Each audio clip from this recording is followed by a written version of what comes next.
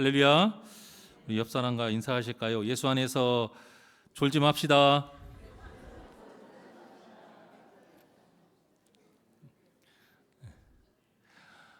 말도 아직 안 끝났는데 눈 이렇게 벌써 이렇게 나오시는 분이 계세요. 또 눈을 뜨시오 하려고 좀 알고. 살아있다라는 것이 무엇일까요? 살아있다라는 것은 여러 가지 표현을 할 수 있지만 1차적으로 되게 간단하게 말을 하면 움직인다라는 거예요.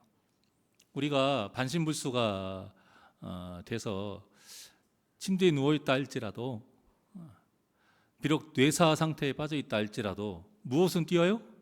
심장은 뛰잖아요. 심장이 뛰니까 어쨌든 미약하게나마 몸의 기관들이 움직입니다. 그러니까 살아있다라는 것은 움직이는 거예요. 오늘 말씀의 제목이 뭡니까? 살아있는 믿음이에요.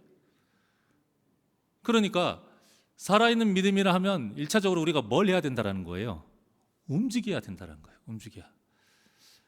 도대체 움직인다는 게 무슨 뜻일까? 여러분들은 또 움직인다고 하면 맨날 빗자루 쓸고 주방에서 일하고 전도 나가고 이렇게 생각하실 것 같지만 그것은 극히 하나의 일부분일 뿐이에요. 움직인다라는 것은 또 하나의 뜻을 말한다면 반응하는 거예요. 어디에 반응할까요? 하나님의 말씀에, 하나님의 뜻에 반응하는 거예요. 우리가 항상 말씀을 듣는 건 아니잖아요. 하나님의 뜻에 반응한다라는 건, 자, 이 세상을 바라봅니다. 산과 바다가 있어요. 누가 생각나야 돼요? 오빠? 하나님이 생각나야죠. 왜? 그때 데이트했던 이런 생각 말고 이 하늘과 이 땅과 산과 바다를 주신 분이 누구예요? 하나님이신 거예요. 그러니까 우리가 똑같은 걸 봐도 하나님을 생각하는 것과 하나님이 아닌 다른 것을 생각했을 때 반응이 어때요? 달라요. 그로 인해 행동하는 것도 달라요. 우리가 이 세상의 모든 것들을 보고 하나님을 느끼면 우리가 어떤 반응이 나오냐? 거룩한 반응이 나와요. 바로 입에서 뭐라고 나오냐면 감사합니다가 나와요. 감사합니다가 나오기 때문에 나를 좀 찔러도, 누가 나를 좀 힘들게 해도 바로 내 성질이 나오는 게 아니고 어떻게 돼요? 그냥 그것도 이뻐 보여요. 참 신비롭지 않아요? 그런 것들을 보면 참 신비로워요. 어떤 때는 그게 내가 받아들일 만한데 어떤 때는 받아들이지 못해요. 나를 찌르는 건 똑같은데 결국에는 나를 찌르는 사람이 어떤 문제일 수도 있지만 내가 어떻게 반응하냐에 따라서 그것 또한도 아무런 문제가 될 수 없는 거잖아요. 우는 사자와 같이 우리 주위에 사탄이 호시탐탐 기회를 노립니다. 절대 안 자요. 졸지도 않아요. 하나님만 안 조시는 게 아니에요. 사탄도 똑같이 앉아요. 그런 사탄의 공격 속에서 우리가 어떻게 대응하느냐, 우리가 어떻게 반응하냐에 따라서 우리가 막을 수도 있고 먹힐 수도 있다는 거예요. 결국 살아있는 믿음이라는 것은 움직여야 되는데 그 움직일 때 무엇에 반응하면서 움직이느냐, 그거예요. 오늘 제가 오전 예배 올라오려고 하는데 어디서 붕어빵 만드는 냄새가 나는 거예요. 붕어빵은 아닌데 달콤한 그 달달한 냄새가 나요. 제가 권사님께 어디서 붕어빵 구워요? 제가 막 그랬어요. 배가 고픈가. 사실 제가 지금 예배 드리러 가는데 바쁘거든요. 빨리 가야 되는데 그 냄새 때문에 지금 제가 어디에 정신 팔렸어요? 1층에 정신을 팔린 거예요. 가다가. 사람이 오감이 그래요. 육신이 이렇게 연약해요. 지금 그 예배 드리는 와중에도 그 냄새에 팔려가지고 잠깐 가다가 걸음을 멈춰가지고 이게 무슨 냄새지? 큰일은 아니지만 사람이란 존재가 그렇다 이거예요.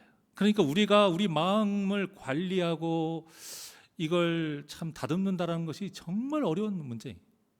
내 힘으로는 절대 할 수가 없는 거예요. 웬만큼 믿음 가지고도 힘들고요. 한두 번 기도하고 한두 번 기적 체험하는 걸로는 이거를 할 수가 없다는 것입니다. 그런 게 가능하다면 성경 말씀이 이렇게 두꺼울 필요가 있습니까?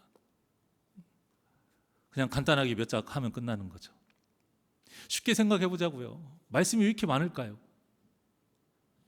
말씀 지키기가 쉽지 않기 때문에, 내 힘으로 거룩하게 살기가 불가능하기 때문입니다. 그래서 말씀이 이렇게 많아요. 그것도 추려서 이 정도예요. 추려서. 즉 살아있는 믿음이라 하나님께 반응하고 세상에 반응하지 아니하고 하나님께 반응해서 하나님의 뜻대로 순종하는 삶이 바로 살아있는 믿음이에요. 그래서 야고보 사도가 뭐라고 했어요? 행함이 없는 믿음은 죽은 믿음이다. 그러니까 하나님의 뜻에 반응하지 아니하고 움직이지 않으면 그건 죽은 거다 이거예요. 그 말씀이 너무 무서운 것이 우리는 지금 다 심장이 뛰잖아요. 여기서 살아있지 않는 분이 누가 있습니까? 다 살아있지. 그런데 이 자리에도 살아있는 믿음이 있을 수 있고 죽어있는 믿음이 있을 수 있다는 거예요. 조금 힘차게 뛰는 믿음이 있을 수 있고 거의 멈추듯이 잔잔하게 그냥 반응만 살짝 할 정도의 믿음이 있을 수 있다는 거예요. 그래서 우리 이 예배도 하나님이 받으시는 예배가 있고 예배가 아니어서 하나님이 안 받으시는 예배가 있는 것처럼 우리가 평생 동안 살아있는 자로서 몸만 살아있기 위해서 발버둥 치는 것이 아니라 우리의 영혼이 항상 주님 앞에 바르게 서 있어서 살아있는 믿음으로 나아가시기를 주님의 이름으로 축원합니다. 여호수아가 우리가 알기로는 정말 믿음의 지도자예요. 그런데 처음부터 그러지 않았습니다. 저번에 우리가 전한 것처럼 이 앞절처럼 여호수아가 너무 두려움에 휩싸였어요. 앞에 조금 자기보다 못한 사람이 있으면 중간만 가도 잘할 어느 정도 괜찮을 텐데 이건 너무 대단한 사람이 앞에 있었어요. 내가 과연 잘할 수 있을까? 그런 두려움 속에 있을 때 하나님께서 말씀하시죠. 강하고 담대하라. 강하고 담대하라. 내가 너와 함께합니다. 그 말씀에 반응합니다. 그러니까 여호수아가 살아있다는 것은 무엇이냐? 말씀에 반응했기 때문에 그 말씀에 반응하는 삶이 쌓이다 보니 결국 우리가 어떻게 평가를 해요? 믿음의 지도자 여호수아 이렇게 얘기하는 거예요. 처음부터 그렇지 않았다는 거죠. 어쨌든 반응하는 게 중요해요. 자, 시작이 반이다 라는 말이 있죠. 그러니까 여러분 시작해야 돼요. 뭐든지 시작해야 돼요. 안 하려고 핑계대는 것은 여러분들 내가 살아있다 말하기가 너무 부끄러워요. 어쨌든 자신이 없어도 시작하는 성도가 믿음 있는 성도고요. 어쨌든 하나님의 뜻 따라 일단 순종하는 성도가 능력 있는 성도예요. 그 사명을 다 감당했기 때문에 능력 있는 게 아니에요. 우리 사람의 생각과 하나님의 생각은 달라요. 우리는 뭔가 이루고 뭔가 꼭 끝에만 보고 결정을 하지만 하나님은 중심을 보시기 때문에 처음부터 보세요. 처음부터. 여호수아에게 하나님이 뭐라고 했습니까? 가나안 땅 정복하고 난 다음에 내가 너 잘했나 못했나 해줄게 이렇게 하지 않으셨잖아요. 일단 나가라 이거예요. 그러면 어떻게 해주신다고요? 네가 밟는 모든 땅 내가 다 너에게 주리라. 하나님은 우리가 시작하기를 바라세요. 움직이기를 바라신다는 거예요. 처음부터 모든 것을 갖춘 사람이 없습니다. 우리도 다른 분을 볼 때에 그렇게 봐야 돼. 기다릴 줄 알아야 됩니다. 우리도 그런데요. 우리도 하나님이 기다려 주셔서 이만큼 그나마 잘한 거 아닙니까? 또 다른 분들이 또 내 자신을 보기에는 아직도 한참 멀었다라고 볼 수도 있어요. 하나님 보시기에는 말도 할 거 없고요. 그래서 우리도 다른 분들을 볼 때에 좀 기다려야 돼요. 여호수아는 행동하고 순종하는 성도의 표본이에요. 그래서 살아있는 믿음의 하나의 표본이라 할 수 있습니다. 우리가 이제 앞으로 펼쳐질 여호수아의 이야기를 보면서 다른 것을 먼저는 하나님을 제일 보는 거죠. 하지만 그와 함께 또 사람의 모습을 통해서 우리가 본받아야 될 것이 있잖아요. 어떻게 움직였느냐를 봐야 돼요. 어떻게 반응했느냐 이걸 봐야 돼요. 그 반응하고 움직이는 것이 우리가 본받아야 될 거고요. 우리가 도전받아야 될 거예요. 이러한 그 역사를 우리도 그대로 본받아서 우리의 삶을 더욱더 거룩하게 변화시키는 2026년 되시기를 주님의 이름으로 축원합니다. 자, 우리가 살아있는 믿음을 가지고 살기 위해서는 오늘 본문을 통해서 보게 되면 먼저 요단을 건너야 돼요. 요단을. 이 요단은요 새로운 삶의 어떤 분기점이에요. 후에 이제 보시겠지만 요단을 건너기 전까지는 요단 강물이 멈췄어요? 멈추지 않았어요? 멈추지 않았어요. 순종하며 발을 딱 내디딜 때 어떻게 돼요? 멈춘 거예요. 이게 사람과 하나님의 차이예요. 우리는 일단 먼저 해 놓으시면 어떤 배우의 수상소감처럼 일단 밥상을 다 차려 놓으시면 그때 제가 숟가락 들겠습니다. 근데 하나님은 그게 아니고 숟가락 들고 일단 앉아라 그거예요. 밥상에 뭐가 있든 없든 일단 앉아라 그거예요. 밥 먹을 때 되면 와서 숟가락 들고 앉아라 이거예요. 그러면 하나둘씩 차려진다라는 거예요. 하나님이 해주신다라는 거예요. 일단은 그 요단을 건너가야 돼요. 왜냐? 이 요단이라는 것은 결국 옛것을 버리는 하나의 믿음의 시작이에요. 유혹을 따라 썩어져가는 그 옛 구습을 버리는 그 시작점이 무엇이냐? 요단을 건너는 일이에요. 그래서 그 요단을 통해서 버리고 새 사람의 옷을 입는 거예요. 우리가 오전에도 전했다시피 제사의 첫 번째가 세 가지 중에 제일 먼저 뭐예요? 속죄제. 왜요? 죄인은 하나님 앞에 예배할 수 없으니까. 속죄제가 결국 뭐 하는 거예요? 버리는 거예요, 여러분. 버리는 거. 내 안에 있는 더러운 죄를 다 버리는 거예요. 그 버리는 것이 먼저예요. 근데 우리는 하나님 앞에 나아갈 때 항상 뭐 하려고 그래요? 가지고 가려고 한단 말이에요. 이것을 예수님이 콕 집어서 말씀하셨죠. 사람이 어떻게 두 주인을 섬기냐? 그것은 바로 우상 숭배라고 그냥 대놓고 말씀하시잖아요. 그런데 버려야 된다라는 거예요. 버리면 더 좋은 것으로 채워질 줄 믿으시길 바랍니다. 그리고 이 요단은요, 어떻게 건너느냐는 그렇게 중요하지 않아요. 물론 그 안에 우리가 다음에 은혜를 나눌 때는 여러 가지 그 안에 의미가 있지만 그보다 더 중요한 건 무엇이냐? 건넜으면 다시 뭐 하지 말아라? 되돌아가지 말아라. 이게 중요한 거예요. 홍해 바다 사건도 마찬가지예요.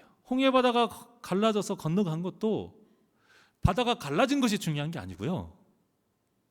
하나님께서 그렇게까지 기적을 펼치셔서 우리에게 해주신 이유는 뭐냐면 다시는 돌아가지 말아라 그거예요. 그런데 이스라엘 백성들이 했던 게 뭐예요? 고기 먹고 싶다고 돌아가고 싶대요. 목마르다고 돌아가고 싶대요. 지치고 힘들다고 뜨겁다고 돌아가고 싶고 다리 아프다고 돌아가고 싶고. 여러분, 이제 하나님의 자녀가 되었으면 다시 세상으로 돌아갈 어떤 핑계도 되지 않아야 됩니다. 사탄은요, 어떻게든 여러분들에게 세상으로 돌아가게 하려고 그 거리를 주는 거예요. 바쁜 것, 어떤 고난, 문제, 아니면 오히려 세상에 좋은 것들, 별의별 이유를 다 대서 여러분을 하나님께서 떨어뜨려 놓으려고 하는 게 사탄이 하는 일이에요. 요단을 건너는 것은 하나님의 은혜가 없으면 불가능합니다. 그런데 그거 아세요? 다시 돌아오는 건 사람의 힘으로도 가능해요. 우리가 그것을 잘 알아야 돼요. 그래서 요단을 건너고 홍해바다를 건널 때는 하나님께서 마르게 하시고 갈라주셨지만 다시 돌아오는 건 희한해요. 어떻게든 돌아와요. 사탄도 참 능력이 있는 거예요. 요단을 건너면 이제는 더 이상 만나의 기적이 없어요. 이스라엘 백성들 입장에서. 요단을 건너면 이제는 가만히 있어서 먹을 수 있는 때도 아니에요. 이제 요단을 건너면 가나안 땅을 발바닥으로 밟으면서 정복해야 돼요. 그러니까 더 뛰어야 돼요.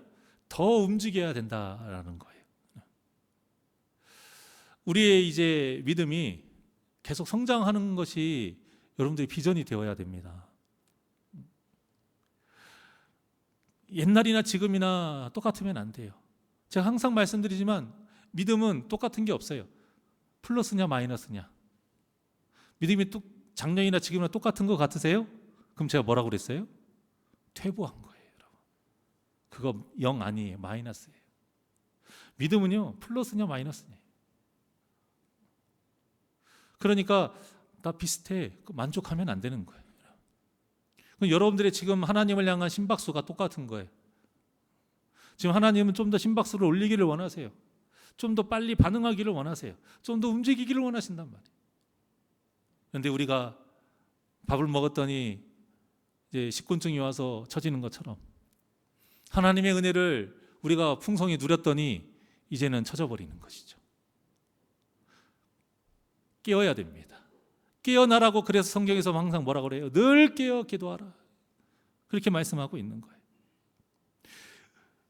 은혜를 못 받아서 여러분 사람이 처지는 게 아니에요. 오히려 은혜를 받았기 때문에 사람이 더 나태해서 처질 수 있는 겁니다.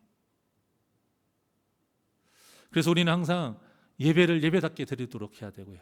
예배를 뭘 걸고 드려라? 목숨을 걸고 드려야 된다는 거예요. 그래서 전한 것처럼 예배를 통해 죄를 씻어내야 되고요. 또 기도하면서 우리가 끝까지 버리지 못하고 잡고 있는 이 탐심과 같은 죄의 싹을 어떻게든 뽑아버리도록 성령의 역사를 간구해야 돼요. 그리고 주님이 주시는 그 새 힘, 바로 하나님의 영광이 나타날 때에 우리 앞에 펼쳐지는 가나안이라는 우리가 정복해야 될 삶들 있잖아요. 제일 큰 가나안이 뭐라고 생각하십니까? 이걸 속으로 맞추신 분들은 하나님의 은혜가 따따블로 임하기를 원합니다. 제일 큰 가나안은요, 나예요. 나. 남도 아니고 우리 사업도 아니고 내 자녀도 아니고요. 제일 큰 가나안은 뭐예요? 나예요. 나의 이 죄된 것을, 이 죄된 내 마음의 땅을 어떻게 거룩하게 밟고 성결하게 만드느냐, 그거인 거예요. 여호수아가 요단을 건너기 전에 이제 관리들을 불러서 명령합니다. 3일 동안 양식을 준비하게 해요. 그런데 관리들에게만 우리 들어갈 거니까 준비해 이렇게 한 것이 아니라 관리들을 통해서 돌아갈 것임이니라 하라라고 말을 해요. 이게 무슨 말이에요? 돌아가서 누구에게 전하라? 백성들에게 전하라, 그거예요. 함께 해야 된다는 거예요. 그러니까 믿음의 공동체는요, 어느 몇 사람만 갖고 하는 거 아니에요. 각자의 역할이 다를 뿐이지 다 같이 하는 겁니다. 그러니까 여러분이 어떤 교회에 어떤 문제가 있을 때 당회에만 손가락질 할 것이 아니에요. 여러분의 어떤 기관의 임원들한테만 손가락질 할 것이 아니에요. 그런 눈은 누구나 다 떠 있고요. 그런 건 누구나 할 수 있어요. 항상 말씀드리지만 손가락 하면 나머지 세 개는 누구를 가리켜요? 나를 가리키잖아요. 그 문제가 되도록 방치했거나 방관했거나 일조를 했던 내 자신에게도 그 탓을 돌리고 같이 봐야지. 믿음의 공동체는 함께 하는 거예요. 누군가한테 책임 전가하면 안 돼요. 누군가한테 책임 전가하니까 너무 쉽게 비난도 할 수 있는 겁니다. 내가 정말 같이 그 일 했어봐요. 쉽게 비난할 수 있어요? 못해. 왜? 나도 해봤으니까 그 마음을 알거든요. 그런데 안 해봤기 때문에 쉽게 비난하는 거예요. 안 해봤기 때문에 쉽게 판단하는 것이고, 우리가 다 똑같을 수는 없지만 함께 해야 그 사람의 노고도 알 수 있고 수고도 알 수 있는 겁니다. 그러니까 믿음의 공동체는 하나가 되어야 돼요. 아까 우리 집사님 기도하신 것처럼 함께 해야 돼요. 한 마음으로 가야 되는 거예요. 그래서 이스라엘 백성들이 3일 동안 양식 준비하면서요, 이제 마음가짐을 단단히 합니다.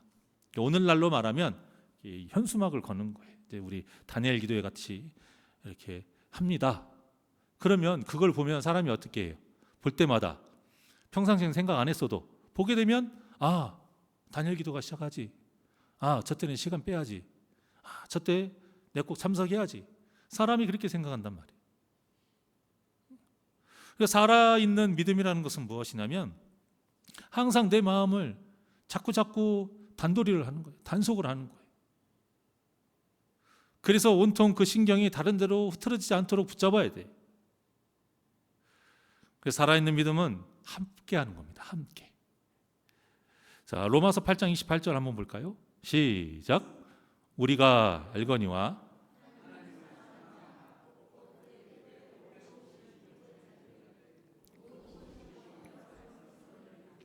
아멘. 함께 하는 건 좋아요. 함께 하는 건 좋은데 조건이 있어요. 이게 없으면 못 한대요. 뭡니까? 첫째, 하나님을 사랑하는 자. 또 둘째, 하나님의 뜻대로 부르심을 입은 자. 이런 사람들이 모여 하나가 될 수 있는 거예요. 그런데 하나님을 사랑하는 자의 우리가 가장 대표적이고 중요한 게 뭐라고 그랬어요? 오전에 전한 것처럼 바른 예배예요. 바른 예배. 그의 뜻대로 부르심을 입은 자, 일을 하라는 게 아니고 그 하나님의 비전을 나의 비전으로 똑같이 삼고 살아가는 사람을 말하는 거예요. 그래야 우리가 함께 할 수 있고 함께 할 때에 선한 것이 뭉쳤기 때문에 선이 나올 수 있는 거예요. 여기에 이제 가라지와 쭉정이가 있으면 난리가 나는 것이죠. 우리가 이렇게 함께 할 때에 하나님을 사랑하는 자와 그의 뜻대로 부르심을 입은 자들이 함께 할 때에 기적이 일어나는 것이고 능력이 일어나시고 역사가 일어나는 거예요. 하나님의 영광이 나타나는 것입니다. 남 탓할 것이 아니에요. 오늘날 많은 분들이 그럽니다. 요즘 교회는 역사가 없어. 기적이 안 일어나. 옛날에는 교회 건물도 없고 그냥 천막 쳐놓고 멍석 깔아놓고 했을 때에도 여러 역사가 일어나고 기적이 일어났는데 왜 그럴까? 다른 게 문제가 아니에요. 여러분, 세대 탓할 것도 없어요. 다 우리 문제. 우리가 하나님을 제대로 사랑하지 못해서고 우리가 하나님의 뜻대로 부르심을 입었는데 그렇게 순종하지 못했기 때문인 것이죠. 그래서 우리 새날교회는요, 이렇게 하나님의 뜻대로 바르게 반응해서 하나님의 영광이 정말로 풍성하게 나타나는 역사가 있기를 주님의 이름으로 축원합니다. 오늘 본문에 보게 되면 세 지파에 대해서 이야기가 나와요. 르우벤 지파, 갓 지파, 므낫세 반 지파. 이 반이라는 건 반절을 말해요. 반쪽은 한쪽은 이쪽에 붙어 있고 한쪽은 저쪽에 붙어 있는 그런 뜻이에요. 이 세 지파의 공통점이 있는데 세 지파의 공통점은 뭐냐면 전쟁에 능해요. 싸움을 잘한단 말이에요. 그러니까 가나안 정복 전쟁에 있어서 가장 핵심 전력이 이 세 지파가. 그래서 이 세 지파에게 선봉에 서라고 말을 합니다. 자, 그런데 좀 이해하기 어려운 말을 하는데, 자, 13절 봅니다. 13절. 성경을 합독하려면 눈을 떼야죠. 요즘은 기술이 좋아져가지고 고개를 딱 들어요. 눈을 감은 채로. 저는 앞에서 다 보여요. 눈을 떠요. 눈을. 자, 여기 보시고, 자, 합독합니다. 시작.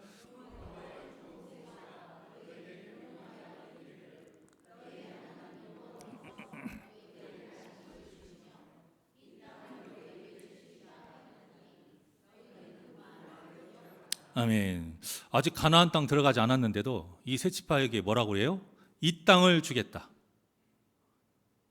이 땅은 가나안 땅이 아니고요, 요단을 건너기 전에 이 동쪽 땅을 말하는 거예요.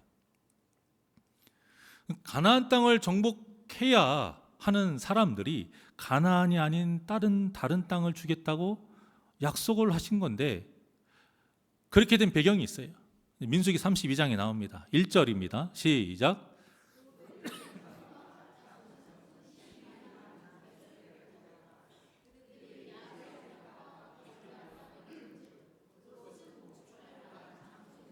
아멘. 자, 야셀 땅과 길르앗 땅, 여기가 이제 바로 이제 지금 주시겠다라고 좀 전에 봉동하셨던 그 땅인 거예요. 요단 아직 건너기 전에 동편에 있는 땅.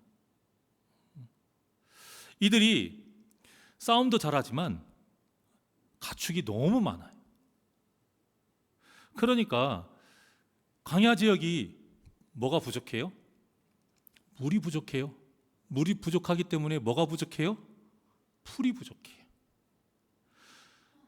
우리 같이 이런 무성한 풀이 아니고요, 거기는 이슬이 비처럼 내려요. 그래서 이슬비라고 하는 거예요. 거기는 이슬이 비처럼 내려요. 그리고 그 촉촉히 내리는 이슬 때문에 그걸 머금고 풀이 나는 거예요.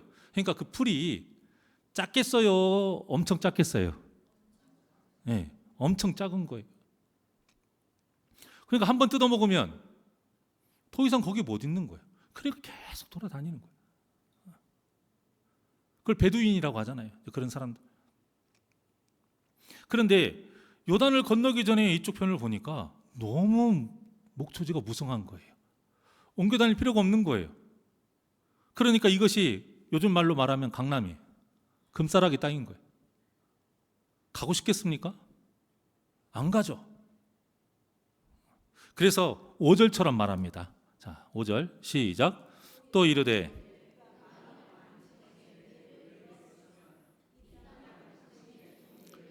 그들의 소유로 주시고 우리에게 요단강을 건너지 않게 하소서.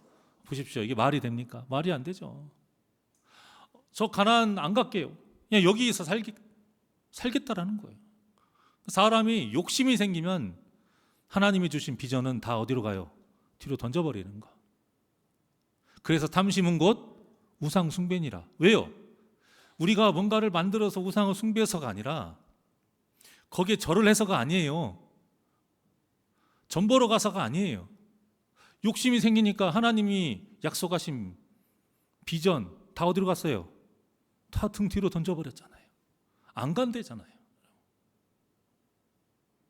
그러니까 우리가 부유함을 위해서 기도하지만 하나님의 뜻을 잃어버리잖아요.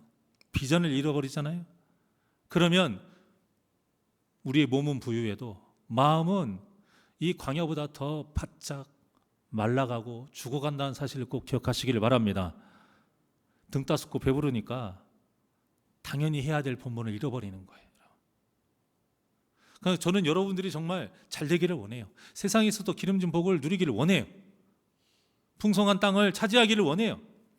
하지만 그걸로 인해 여러분들의 영혼이 메말라가는 건 원치 않습니다. 이 말을 들은 모세가 당연히 화나겠죠. 6절과 7절처럼 말합니다. 시작. 모세가 갓 자손과 르우벤 자손에게 이르되 너희 형제들은 싸우러 가거늘 너희는 여기 앉아 있고자 하느냐?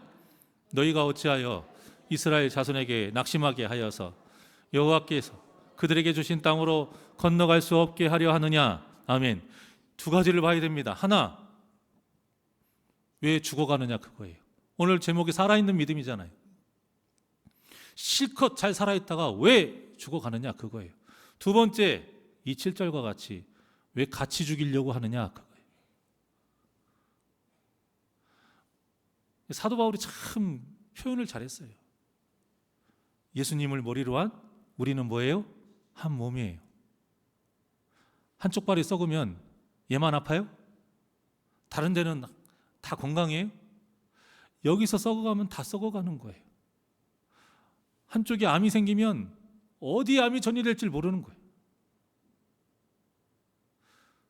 그러니까 우리가 우리의 말 한마디, 우리 행동 하나, 우리의 어떤 믿음의 모습 하나, 내가 사명을 소홀히 하고 내팽개치는 이러한 것들이 그냥 하나님께 내가 1대1로 책망받고 끝나는 일이 아니라는 겁니다. 이게 어떤 일까지 확대가 돼요? 다른 영혼을 죽이는 일도 될 수 있다는 거예요. 그걸 기억하셔야 됩니다. 그러니까 교회의 개인주의하고 이기주의가 제일 무서운 거예요. 그분들의 생각은 뭐가 있냐면 나는 다른 사람들 피해 안 주는데 어쨌든 내가 좋을 대로 신앙생활 한다는데 왜 자꾸 나한테 이래라 저래라 뭐라고 하지? 아닙니다. 성경을 바르게 알지 못하기 때문에 그런 거예요.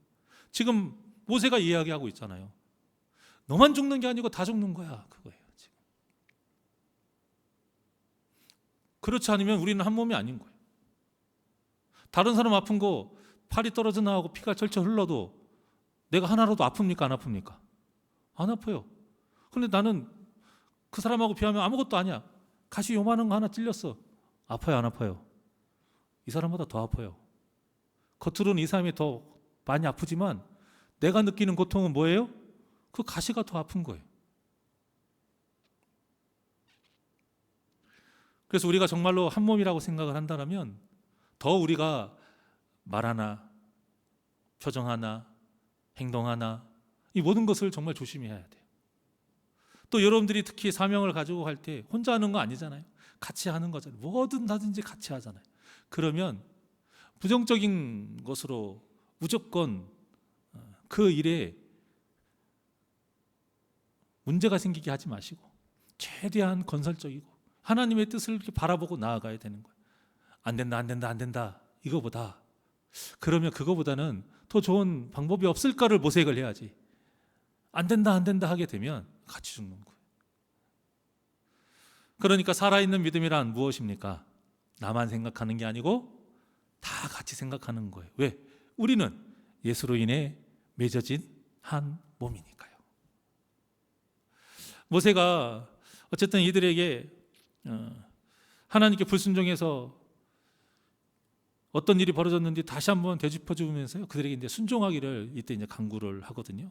촉구를 해요. 근데 이 모세의 권면에 이 세 지파가요, 완전하게 순종하지 않고 이제 타협안을 제시하는 거예요. 타협안을. 앞으로의 모든 싸움에 이 세 지파가 선봉에 서겠습니다. 그거예요. 단 우리의 가족은 이곳에 머물게 해달라, 그거예요.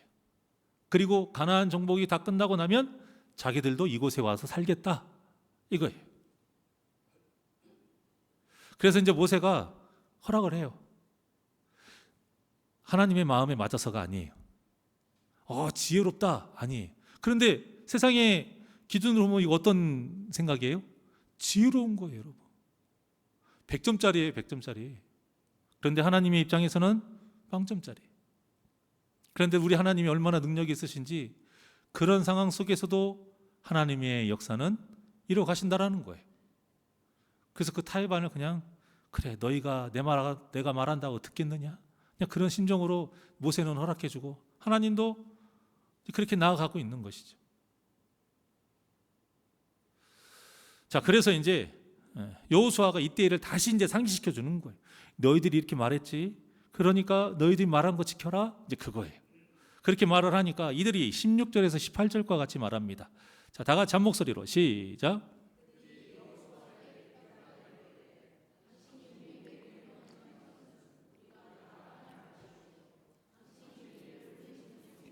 우리가 가리이다.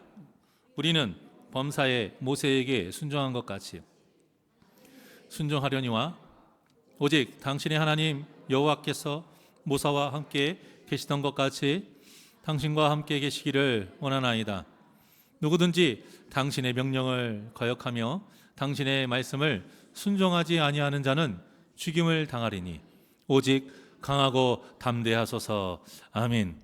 그 명령에 다 순종하겠다, 이거예요. 모세에게 순종한 것 같이 순종할 테니까 걱정하지 말라라는 겁니다. 그러면서 하나님이 하신 말하고 똑같이 하죠. 그 말씀하고 똑같이 뭐라고요? 강하고 담대하소서. 그런데 처음에 어느 정도는 앞에서 계속 서긴 했어요. 근데 그게 끝까지는 가지 않습니다. 여호수아서 13장 13절입니다. 자, 시작.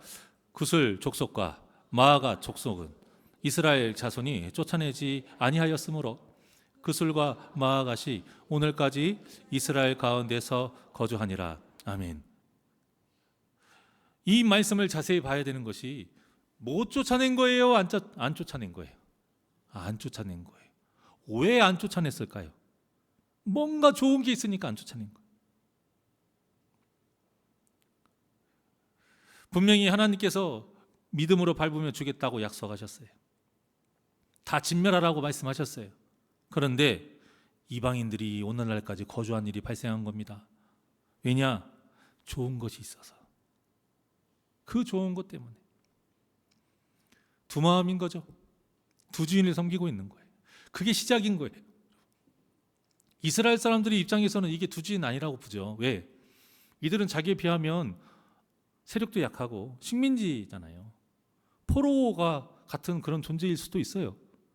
그런데 그게 바로 속는 거예요. 여러분. 세상의 눈으로 볼 때 그들을 정복하는 것 같지만 영적으로는 이미 그들이 정복당하고 있는 거예요. 자, 시편 106편 34절부터 36절까지입니다. 시작. 그들은 여호와께서 멸하라고 말씀하신 그 이방 민족들을 멸하지 아니하고 그 이방 나라들과 섞여서 그들의 행위를 배우며 그들의 우상을 섬김으로 그것들이 그들에게 무엇이 되었도다? 올무가 되었도다. 아멘. 하나님이 아닌 다른 것을 여러분들이 섬길 때에, 남겨놨을 때에, 못 버리는 게 아니고 안 버렸을 때에 그것이 여러분들에게 무엇이 된다? 올무가 된다라는 거예요, 여러분. 이것은요, 영적인 올무예요. 절대 눈으로 보기에 올무라고 하면 여러분들이 그거 가져요, 안 가져요? 안 가져요. 여러분들이 먹는 약이 독약이라면 먹어요, 안 먹어요? 안 먹어요. 그런데 그 맛있는 음식 중에 독약만큼 몸에 해로운 음식이 있어요, 없어요? 있어요. 세상에 많아요. 특히 어떤 병에 걸리신 분들이 먹지 않아야 될 음식이 있어요. 근데 희한하게 먹으면 안 되는 음식이 입에 더 어때요? 맛있어. 더 땡겨요. 먹으면 얼마나 행복해요. 근데 먹을수록 자신의 몸은 어떻게 돼요? 죽어가는 거예요. 마찬가지인 겁니다. 하나님의 것이 아닌 다른 것들을 여러분들이 남겨놓잖아요. 안 버리잖아요. 그것이 겉으로는 분명 좋습니다. 이스라엘 백성들도 이 족속들을 남겨놨기 때문에 이들의 문화로 즐기고 마시고 누리고 분명히 있었을 거예요. 얼마나 좋아요. 얼마나 재밌어요. 광야 시대에서 맨날 하는 것도 없어. 그런데 이것도 안 해. 이것도 하고 요즘은 또 이것도 하고. 우리 성도님들은 다 신실하셔갖고 뭐가 뭔지 이해를 못 하시는 얼굴이라 대화가 안 되네. 어쨌든 세상에 좋은 것들이 있어요. 그런데 그것이 올무가 된다 이 말이에요.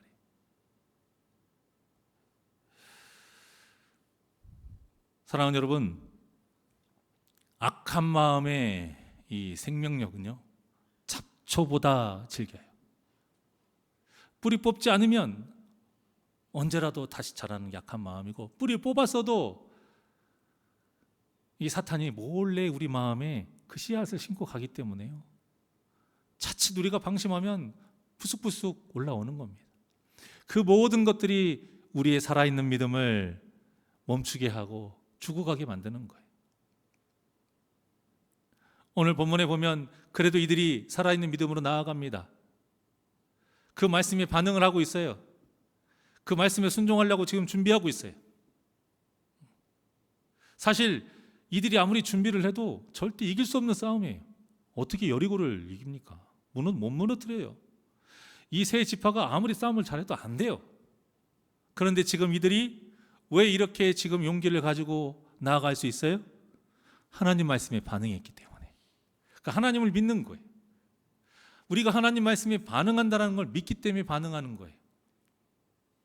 제가 아까 말씀드린 것처럼 예배 들어왔는데 코에 무슨 붕어빵 구운 것 같은 맛있는 냄새가 나요. 왜 반응해요? 그거 따라가면 뭐 할 수 있으니까? 먹을 수 있으니까. 사람이 세상을 향해 왜 나아가요?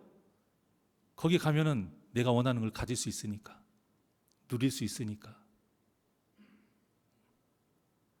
하나님을 향한 반응도 마찬가지인 거예요. 하나님을 향한 반응도 여러분 확신을 가지고 하셔야 돼요. 세상의 것은 눈에 보이니까 먹으러 가고 잡으러 가지만 하나님의 것은 눈에 안 보이니까 자꾸 우리가 그 힘이 떨어지는 거예요.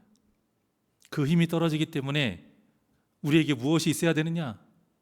하나님의 영광이 나타나심이 있어야 된다는 거예요. 하나님이 하나님 되심을 우리가 계속 볼 수 있어야 된다는 거예요. 사람은 체험하지 못하고 사람은 깨닫지 못하면 힘이 없어요.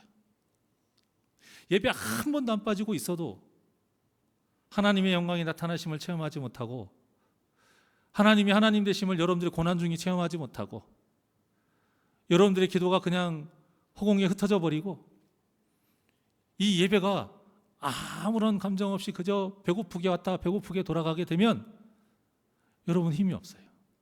지킬 힘이 없는 것입니다.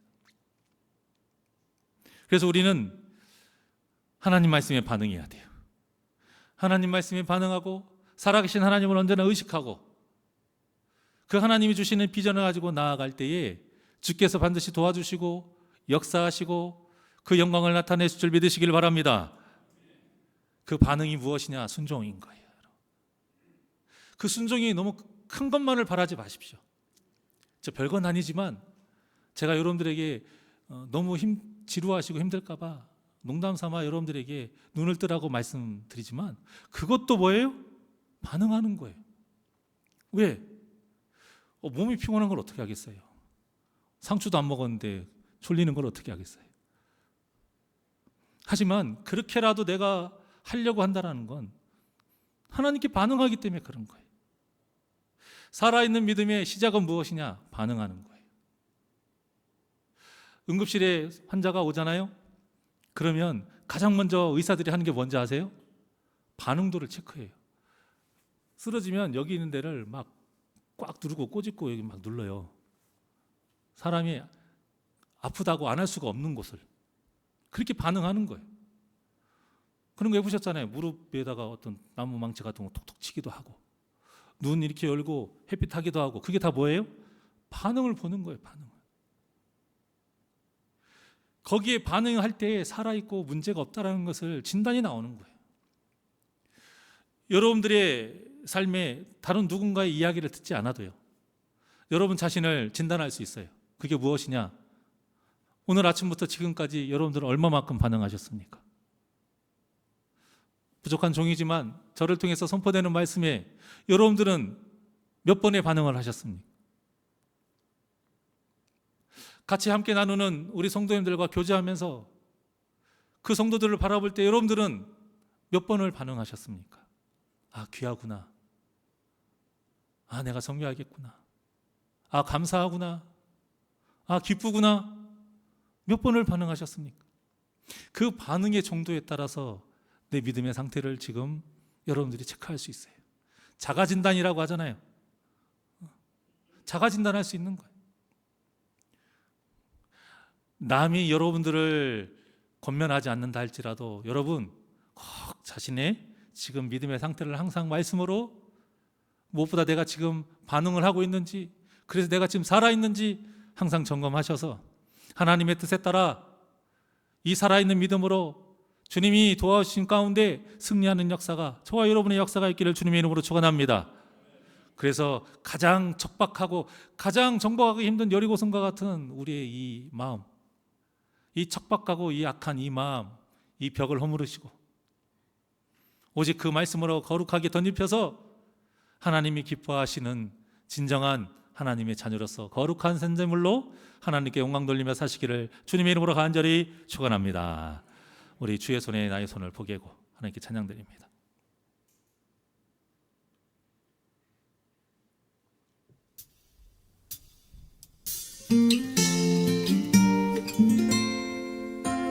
내가 하는 것이 아니요 주님이 하시는 대로 우리가 포기하면 돼요.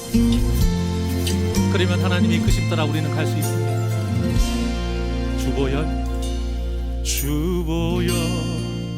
날 정결케 하고, 주보여 날 자유케 하니, 주 앞에 나 예배하는 이 시간 나의 모든 것을 주께 드리. 주의 손 날 위에 지키셨고, 주의 발 날 위에 박히셨으니 이제는 내가 사는 것이 아니요 오직 주를 위해 사는 것이라. 주의 손에 나의 손을 포개고, 주의 손에 나의 손을 포개고, 또 주의 발에 나의 발을 포개어 나 주와 함께 죽고 또 주와 함께 살리라. 영원토록 주 위에 살리라. 주의 손에 나의 손을 포개고, 또 주의 발에 나의 발을 포개어 나 주와 함께 죽고 또 주와 함께 살리라. 영원토록 주 위에 살리라. 주 위에 살리. 우리 이 말씀을 고백하며 두 손을 가슴에 얹고 살아있는 믿음을 위해 기도합니다. 주 보여 날 정결케 하고 오직 주님의 보혈이 주 보혈 날 자유케 하니 주 앞에 나 예배하는 이 시간 나의 모든 것을 주께 드리네. 주의 손 날 위에 지키셨고 주의 발 날 위에 박히셨으니 이제는 내가 사는 것이 아니요 오직 주를 위해 사는 것이라. 주의 손에 나의 손을 포개고 주의 손에 나의 손을 포개고 또 주의 발에 나의 발을 포개어 나 주와 함께 죽고 함께 살리라. 영원토록 주 위에 살리라. 주의 손에 나의 손을 포개고 또 주의 발에 나의 발을 포개어 나 주와 함께 죽고 또 주와 함께 살리라. 영원토록 주 위에 우리 두 손 높이 들고 고백합니다. 주의 손에 나의 손을 주의 손에 나의 손을 포개고 또 주의 발에 나의 발을 포개어 나 주와 함께 죽고 또 주와 함께 살리라. 영원토록 주 위에 살리. 주의 손에 나의 손을 포개고 주의 손에 나의 손을 포개고 또 주의 발에 나의 발을 포개어 나 주와 함께 죽고 또 주와 함께 살리라. 영원토록 주 위에 살리라. 주 위에 살리라. 기도드리시겠습니다. 언제나 우리를 선한 길로 인도하시는 하나님의 그 선하심을 믿고 하나님의 그 말씀에 항상 반응하며 살아가게 하여 주시옵소서. 죽은 자와 같이 그 말씀이 하나도 우리 마음에 담아지지 않는 그러한 불행한 삶 살지 않게 하여 주시옵시고 하나님의 말씀이 우리의 힘이 되어 능력이 되어서 그 말씀 따라 살아있는 믿음으로 하나님께 영광 돌리며 살아가게 하여 주시옵소서. 감사하며 예수님의 이름으로 기도하옵나이다. 아멘. 찬송가 430장 힘차게 박수면서 찬양 드리시고 축도로 예배를 마치겠습니다.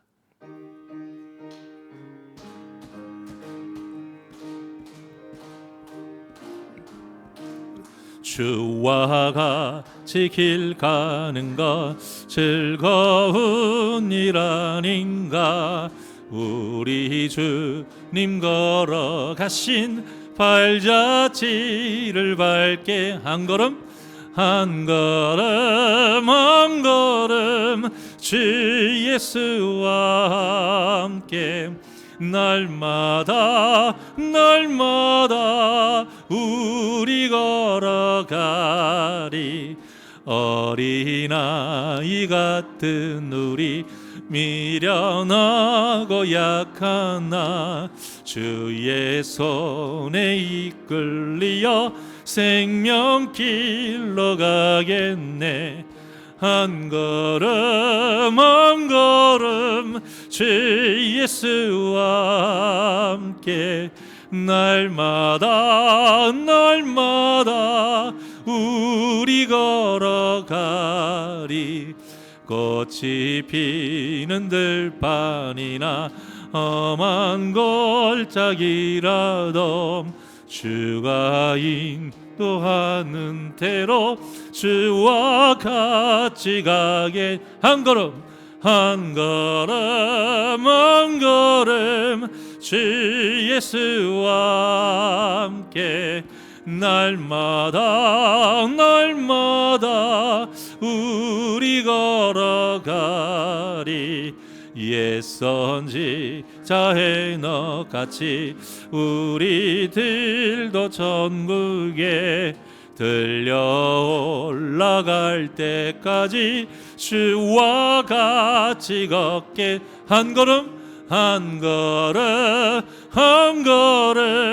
주 예수와 함께 날마다 우리 걸어가리. 이제는 우리를 죄에서 구원하신 우리 주 예수 그리스도의 은혜와 하나님 아버지의 무한하신 사랑하심과 성령님의 충만 역사 인도하심이 늘 하나님의 말씀에 반응하며 살아있는 믿음으로 하나님께 거룩한 산제물로 바치고자 결단하는 우리 사랑하는 성도님들의 머리 위에와 그들의 거룩한 삶 위에 가정과 모든 환경 위에 우리 새날교회 위에와 선교하는 모든 사역지 위에 이제로부터 영원토록 함께 있을지어다. 아멘. 주님 감사합니다. 주여 들어주시옵소서.